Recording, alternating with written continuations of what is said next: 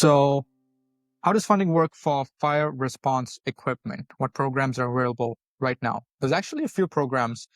You have EMAP, which is Emergency Management and Assistance Program. You have minor capital, major capital, and yeah, all these programs are good. It's just depending on what the nation's needs are.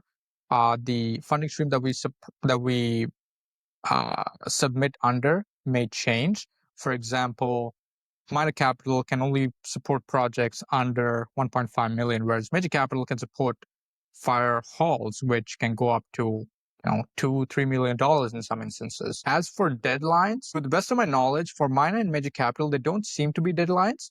As long as there's funding dollars that are remaining from that fiscal year, ISC will continue to approve funding projects. The government of Canada seems to be pushing for protection as opposed to evacuation.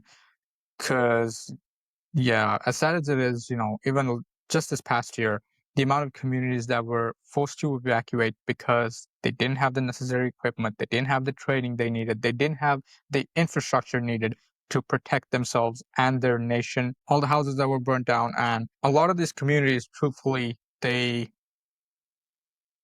don't even have a 911 dial for fire emergencies. It's usually this is the most common thing I've heard. We don't have a 911 dial for fire emergencies. It's just our CMP.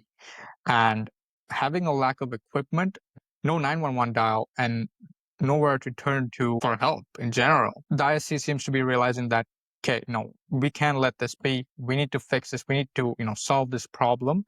And so that's one of the main reasons they're pushing for protection as opposed to evacuating everyone and then forcing the communities and the people that live in them to start from scratch, rebuild their homes, their office spaces, their nation in general.